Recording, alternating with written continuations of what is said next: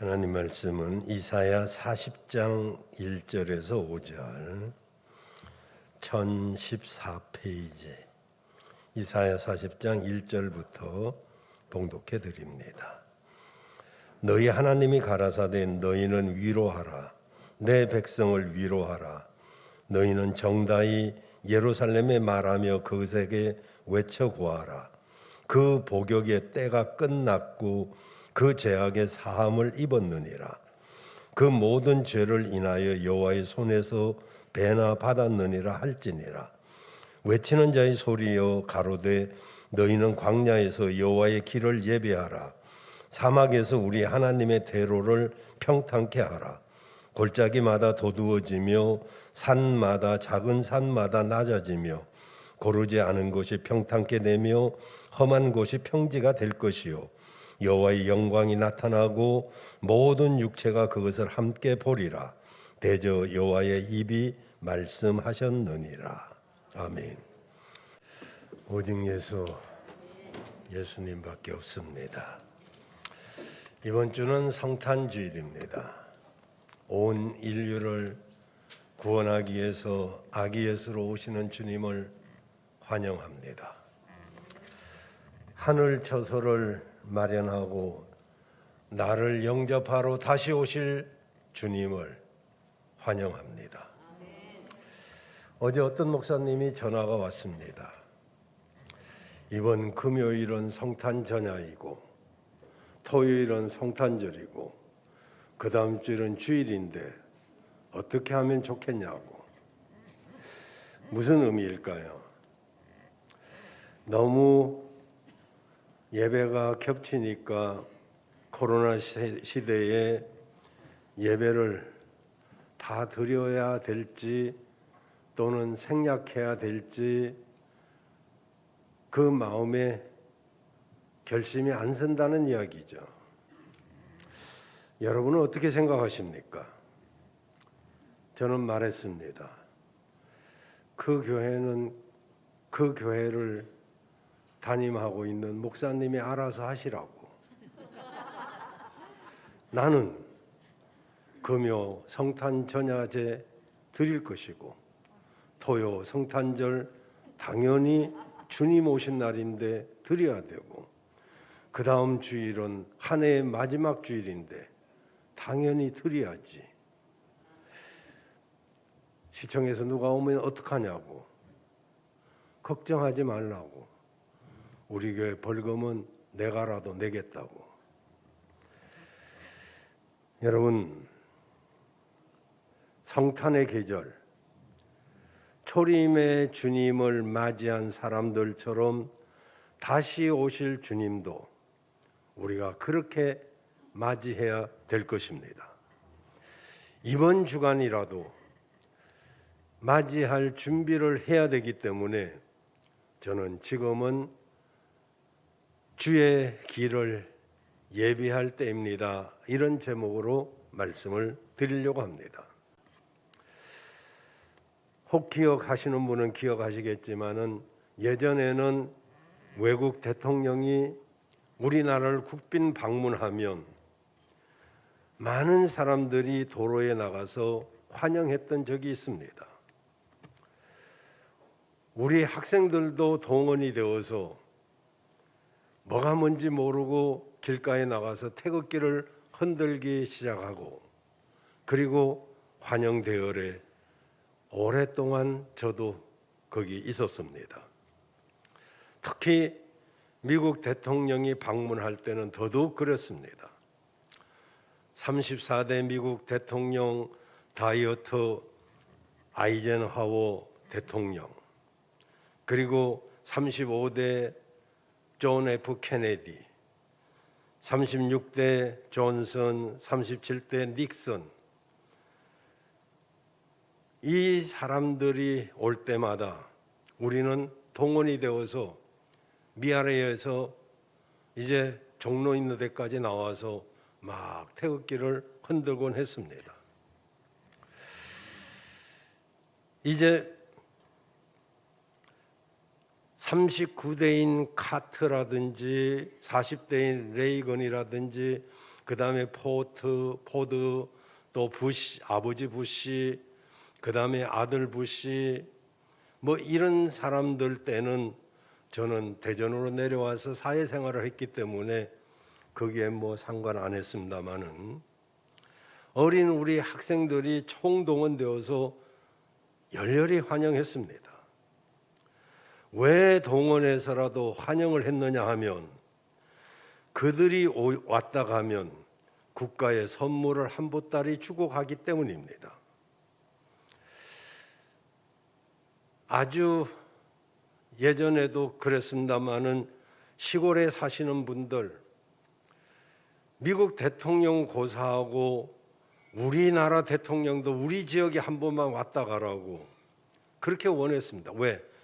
대통령이 한 번 왔다 가면 그렇게 장마 때마다 다리가 떠내려가고 대지도 소도 떠내려가고, 그렇게 정말 천재지변 속에서 굉장히 괴로워하던 농민들이 대통령이 그 지역에 한 번 오면 도로가 닦아지고 또 그렇게 원하던 다리가 새로 세워지고, 그렇기 때문에 대통령 오기만 해도 길이 달라지고 다리가 놓여지고, 그리고 그 동네 수건 사업도 이루어지고 해결되는 그런 것 때문에 그들이 올 때마다 마을 주민이고 국가고 동원되어서 환영했던 그런 때가 있었습니다. 오늘 본문 3절에 보면 광야의 소리가 있는데 외치는 자의 소리여 가로되 너희는 광야에서 여호와의 길을 예비하라고 하십니다. 이것은 예언적인 의미에서는 장차 예수 그리스도께서 오실 그때 그분이 주시는 구원에 참여할 그 사람들의 마음의 준비를 할 것을 요청하고 있는 것입니다. 우리 주님의 오심은 대통령이 오시는 것 이상으로 정말 우리 백성들에게 영광이 아닐 수 없고 고난받는 자들에게 큰 위로가 아닐 수 없습니다. 아기 예수님이 탄생하실 때 천사들과 목자들은 그런 찬양을 했습니다. 복주려 오셨네, 복주려 오셨네, 복주려 주려 오셨네. 이건 내가 그냥 작사한 거예요. 그냥 곡은 아니고, 곡은 다 아는 거고요. 그분이 오시는데 왜 오셨어요? 복주려 오셨어요. 구원의 복, 제사함의 복, 치유의 복, 문제 해결의 복, 더 나아가서 영생의 복까지 그분이 오신 것은 복주려 오신 줄로 믿습니다. 1절에 보시면 너희 하나님이 가라사대 너희는 위로하라 내 백성을 위로하라.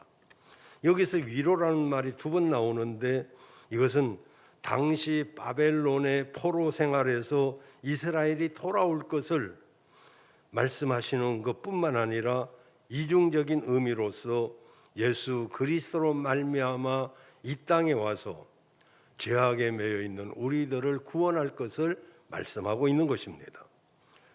누가복음 2장 10절에 보면 그래서 천사가 이르되 무서워 말라 보라 내가 온 백성에게 미칠 큰 기쁨과 좋은 소식을 너희에게 전하노라.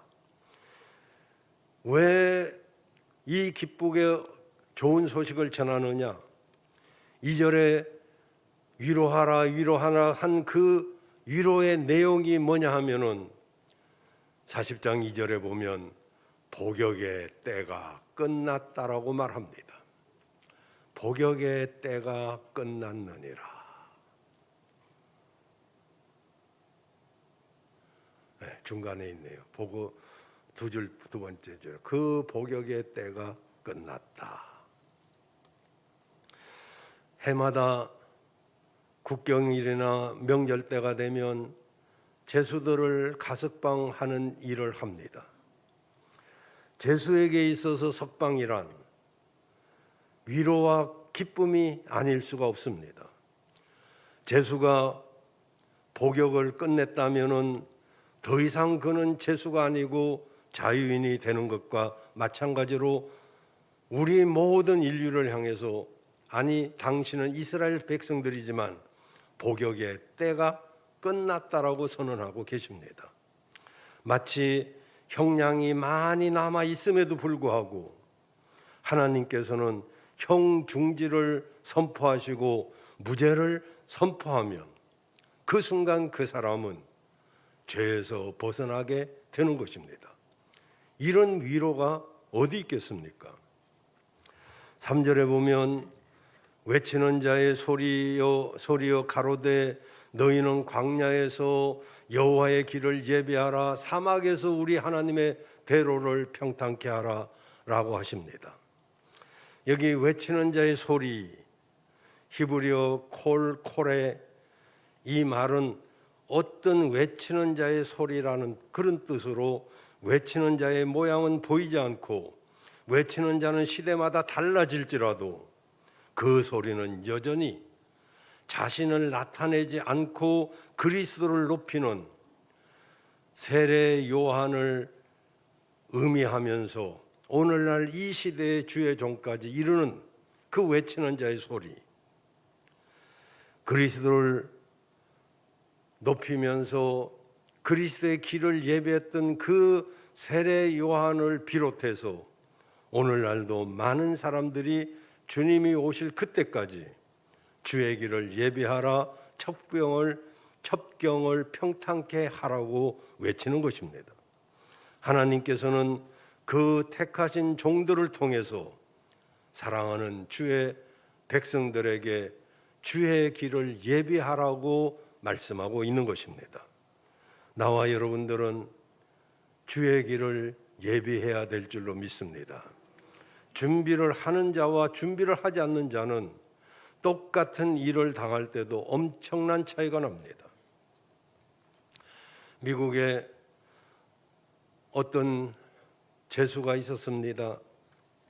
그 죄수는 사형 선고를 받았는데 그의 형이 동생의 일이 너무 딱해서 자신이 잘 알고 있는 주지사를 찾아가서 부탁을 합니다. 제발 목숨만 살려달라고, 이번에 좀 특사로 좀 풀려나게 해달라고. 주지사도 얼마나 입장이 난처한지 내가 한번 만나보겠네. 만나보고 그가 정말로 특사를 받을 만한 그런 준비가 되어 있다면 내가 특사를 하겠지만은 그렇지 않다면 나도 곤란하네. 주지사는 이제 그 죄수를 면담하게 되었습니다. 면담 결과 이 죄수는 세상을 원망하고 환경을 원망하고 자신이 지은 죄에 대해서 당당하고 회개할 마음이 손톱만큼도 없음을 보고 주지사는 실망을 하고 그 자리를 떠나갑니다. 주지사가 떠나간 뒤에 간수가 말합니다. 그 주지사하고 면담한 거 잘 됐어요? 그러자 이 간수는 이 죄수는 깜짝 놀라면서 그분이 주지사였었어요? 나는 하도 좋은 말을 하길래 목사님인 줄 알았지. 그렇습니다. 그 죄수는 복역의 때를 마칠 수 있는 좋은 기회도 원망과 불평으로 날려버리고 말았습니다. 주님을 영접할 수 있도록 마음의 준비를 하느냐 못하느냐는 굉장히 중요합니다. 우리 주님을 정말로 어떤 면에서는 세계 어느 도시보다도 더 잘 준비해야 됐고 환영해야 될 예루살렘, 바로 하나님의 성전이 있는 바로 그곳, 그 예루살렘에 주님이 오신다면 누구보다도 기뻐해야 되고 열렬히 환영해야 될 그 예루살렘이 마태복음 2장 3절에 보면 온 예루살렘이 듣고 소동하거늘, 왜 소동을 했습니까? 주님 맞을 준비가 전혀 안 됐기 때문에 그렇습니다. 여러분, 준비된 사람만이 큰 기쁨의 좋은 소식을 들을 때 내 것으로 삼을 수 있는 것이죠. 우리가 성탄의 계절에 주님 맞을 준비를 해야 될 줄로 믿습니다. 사막에서 우리 하나님의 대로를 평탄케 하라. 주님이 오실 때 정말로 아무 지장 없이 그 사람 안에 들어올 수 있도록 우리가 주님 맞을 준비를 해야 될 줄로 믿습니다. 4절에 보면 4가지로 말씀하고 있습니다. 골짜기, 산마다, 작은 산마다, 그리고 고르지 아니한 곳, 그 다음에 험한 곳, 이런 형편들이 나오고 있습니다. 여기서 주목해야 될 것 하나는 하나님께서 우리에게 그 구원의 방편을 마련하시거나 고통받는 자들을 도와주시려고 할 때 항상 장애가 있다는 것을 아셔야 됩니다. 이 장애물이 4가지입니다. 여기 골짜기, 그 다음에 4절이 산마다, 그리고 낮아진 작은 산마다, 그리고 고르지 아니한 곳, 그 다음에 험한 곳, 이런 것들이 구원을 받는데 장애가 된다는 것입니다. 한번 살펴보도록 하겠습니다. 이미 아시는 분들 계시겠습니다만은 제일 먼저 우리가 해야 할 일이 골짜기가 도두어져야 됩니다. 골짜기는 어떤 것입니까? 바로 골짜기는 움푹 패인 곳을 말합니다. 영적으로는 바로 깊은 상처를 받은 심령을 말합니다. 상처, 그 상처를 받는 사람들은 얼마나 그게 쓰리고 아픈 것이 자리를 잡죠. 그 상처는 누가 건드리면 건드릴 때마다 아픕니다. 빨리 고치지 아니하면 그 상처는 흉터로 남습니다. 슬픈 마음을 가진 사람, 우울한 생각을 가진 사람, 사람들은 여러 가지로 슬픈 마음도 있고 우울한 마음도 있고 그렇습니다마는 그런 것들이 딱지가 지지 않도록, 딱지가 지기 전에, 흉터로 남기 전에 우리는 그걸 도두어야 됩니다. 하나님의 은혜로 고침받아야 됩니다. 하나님의 은혜로 치유가 돼야 됩니다. 그렇지 않으면 이 상처가 자기를 죽이기도 하고요, 주변 사람들을 힘들게도 해요. 누가 그러고 싶어서 그런 사람 어디 있겠어요? 자기도 모르는 사이에 뭐가 닿으면 아파서 그만 아이고 아파 죽겠네. 그 치유를 받아야 되는데, 그래서 전인적 치유성에 여러 번 했습니다마는 말씀드렸죠. 밥을 하고 우리가 바로 설거지를 하면 물로 닦아도 어느 정도 닦아질 수 있어요. 그런데 바빠가지고 하루 이틀 지난 뒤에 닦으려면 행주 가지고 안 됩니다. 수세미로 닦아야 되죠. 그것도 며칠 지나 보세요. 수세미 가지고도 잘 안 닦입니다. 열흘이 가고 한 달이 지난 거 쇠솔로 닦아야 됩니다. 그러니까 나는 1번 참석했다, 3번 참석했다, 소용없죠. 사람마다 틀리다니까요. 금방 치유되는 사람도 있을 테지만 오래 묵은 상처는 오래 기간이 필요하죠. 여러 번. 그 상처는 마치 주머니 속의 못과 같아서 그 못이 안으로 향하면 자기를 찌르고 그 못이 밖으로 향하면 남을 찌르고, 남을 찌른 건 몰라요. 자기 찔린 것만 알아. 나는 아파 죽겠다. 나는 교회 다니면서 얼마나 상처받은 줄 아냐. 지가 준 상처는. 우리는요, 다 상처를 주기도 하고 받기도 합니다. 왜 내 상처만 아픈가요? 남의 상처는 안 아픈가요? 이 상처를 돋우지 아니하면 평지가 될 수가 없어요. 오늘 하나님의 은혜로 여러분의 상처가 치유되기를 바랍니다. 그리고 나도 모르게 내가 상처 준 사람이 있다면 그것도 우리가 치유되기를 기도해야 될 줄로 믿습니다. 맞습니다. 정말 이 골짜기 푹 패였어요. 나도 알지 못하는 사이에 장마가 졌던 또는 무슨 일이 있든지 깊이 푹 패여가지고 거기에 사람들이 빠질 수도 있고 짐승이 빠질 수도 있고, 이 골짜기 주의 은혜 아니고 무엇으로 메울 수 있을까요? 성령이 역사하면요 어느 사이에 다 치유가 되는데, 사람의 말로도 어느 정도 위로는 되지만 사람의 말은 위로한답시고 한 것이 오히려 더 큰 상처가 될 때도 있어요. 오늘 우리 하나님의 은혜를 받으시길 바랍니다. 지혜가 부족한 사람은 지혜를 구하시길 바라고, 명철이 없는 사람은 명철이 있기를 바라고, 정말 물질이 부족한 사람에게는 하나님의 물질의 공급의 복이 있기를 바라고, 그리고 여러분이 부족한 것이 무엇이든지 사람마다 다를 테니까 오늘 푹 패인 골짜기가 도두어지기를 바랍니다. 평지가 돼야죠. 두 번째로는 산마다, 작은 산마다 낮아져야 돼요.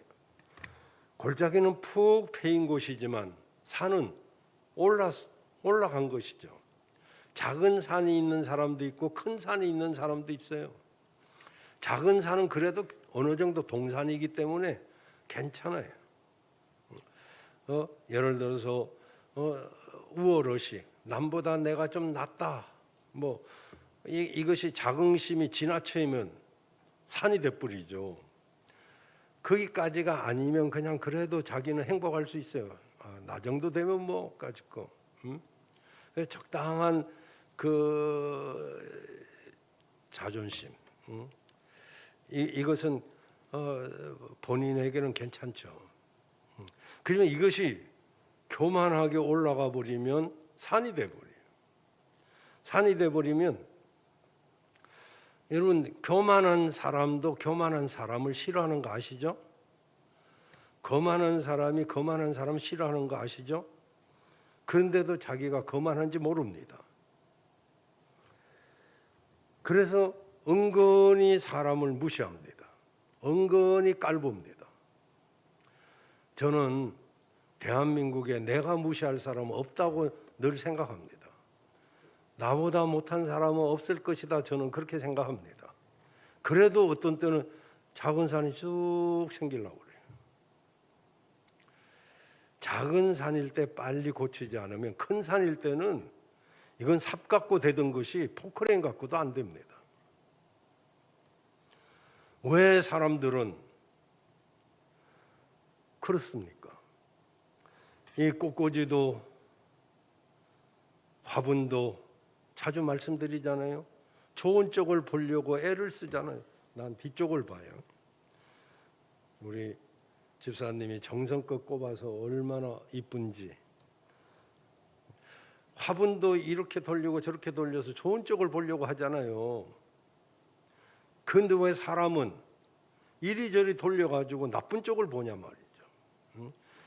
그 사람은 이게 문제야. 아니, 단점 없는 사람이 누가 있습니까? 장점만 있습니까? 왜 좋은 쪽을 못 보고 나쁜 쪽을 보려고 애를 쓰냐 말이죠. 호박꽃이 장미꽃 부러워하던가요? 할미꽃이 구부러들었다고 할미꽃이라고 하지만 할미꽃이 백합을 부러워하던가요? 자세히 보면 할미꽃이 얼마나 이쁜데. 꽃은요 절대로 비교하지 않습니다. 나무 절대로 비교하지 않습니다. 오직 사람만이 비교해가지고 남보다 나으면 우쭐해지고 남보다 조금만 못하면 기가 죽어가지고, 이 산마다 작은 산마다 낮아져요. 깎아져야 돼요. 아무도 아멘 안 하는 거 보니까 자기는 아닌 것으로 그냥 좋아요. 아니면 더 좋죠 뭐. 여러분 헤롯 왕을 좀 보십시오. 자기가 다스리는 베들레헴, 자기가 다스리고 있는 예루살렘, 거기에 만왕의 왕 대신 구주 예수님이 오셨다면 얼마나 복된 일입니까? 그런데 왕? 나 말고 무슨 왕이 또 있단 말이요? 그래가지고 2살 이하짜리 아이들을 다 죽여버립니다. 왜 그럴까요? 비교하니까 그래요. 왕은 난데 나 말고 무슨 왕이 또 있단 말이에요. 제가 이제 우리가 피난 가서 살던 곳에 김강수 씨라고 여러분에게 종종 소개해드린 분이 있어요. 김강수 씨는 국민학교 다니다가 지게 지는 게 싫어가지고 서울로 도망갔대요. 집을 나갔는데 어느 회사에 청소하는 아이로 취직을 해갖고 청소를 하는데 열심히 청소를 하고 자기 맡은 일을 잘 하다가 그 주인의 눈에 띄어가지고 그 주인이 자식이 없어서 죽을 때 이 사람한테 자기 회사를 물려줬어요. 그 회사가 대한교과서 주식회사입니다. 그 당시는 모든 교과서는 그 회사에서 찍어내던 때입니다. 이분이 서울의 부자들만 사는 해화동에 그 당시, 지금은 뭐 부자들이 뭐 강남에 많이 살지만 강남은 그냥 논밭이었고, 그 당시 저 고등학교 다니다가 이제 그 집에 갔죠. 우리 아버님을 그분도 존경하고 따르는 분이었기 때문에 가봤죠. 가니까 국민학교 다니다가 도망간 사람이 대학 졸업장도 있고 박사학위도 있고 막 그렇더라고요. 의리의리하게 뭐 정말 해화동에서 얼마나 잘 사는지. 야, 돈 벌면 나도 저렇게 살겠구나 뭐 이렇게 부러워도 했고요. 근데 한 방에 이야기 드렸죠. 지게가 잘 장식되어 있었어요. 왜 방에 지게를 갖다 뒀냐 그랬더니 옛날을 잊지 않으려고, 옛날에 나 고생하고 그런 것을 잊지 않고 교만하지 않기 위해서 늘 그 방에 들어가 본다는 거예요. 나중에 국회의원을 3번인가 뭐 몇 번, 4번인가 했어요. 지금 뭐 돌아가셨지만은. 야, 사람이 그래요. 겸손하기가 그렇게 어렵단 말이죠. 국회의원 몇 번 했지, 큰 회사 사장이지 뭐 이러면 얼마든지 교만할 수 있잖아요. 그런데도 자기가 교만하지 않고 싶어서 그 방에 옛날에 지던 지게를 갖다 놓고 전시해 놓고 그 방에 한 번씩 들어가 본다는 거잖아요. 여러분, 우리도 작은 산이면 깎아내리기가 얼마나 쉬워요. 높은 산은 조금 수고가 들어가겠지만 그래도 우리는 나도 모르게 올라선 거만 교만을 깎아 낮아져서 평지로 만들어야 될 줄로 믿습니다. 마지막 3번째로는 4절에 보면 고르지 않은 곳, 험한 곳, 이것이 평지가 되어야 되죠. 이것도 여러 번 말씀드렸습니다마는 애벌레는 길을 가면 모든 것이 장애물입니다. 나무가지도 장애물이고요. 사람들이 밟고 지나가서 움푹 파인 거기에 물이 고였으면 그것도 장애물이고, 어디를 가려면 죽어납니다, 애벌레는. 그러나 나비가 되면 이 모든 것이 구경거리입니다. 나무도 구경거리고 강도 구경거리고 다 구경거리지 뭐. 무슨 말이냐면 우리가 잘 자라나면 다 별거 아니지만 우리가 어리면 다 장애물이에요. 다 걸려요. 신앙생활도 우리가 성장해버리면 별것도 아닌데 신앙이 어리면요 다 걸립니다. 다 걸려서 결국은 내가 넘어져가지고 나만 힘들게 되는 거예요. 주님이 베들레헴에 오셨을 때 서기관들이 동방박사에게 유대인의 왕으로 나시는 분이 어디 계십니까? 이렇게 질문했을 때 동방박사가 이렇게 말합니다. 미가서 5장 2절에 보면 이렇게 말합니다. 베들레헴 에브라다야 네가 유다에서 작은 마을일지라도 이스라엘 다스릴 자가 너한테서 태어날 것이다. 그의 근본은 옛날 상고 태초에 있다. 다 지명을 말해줬어요. 근데요,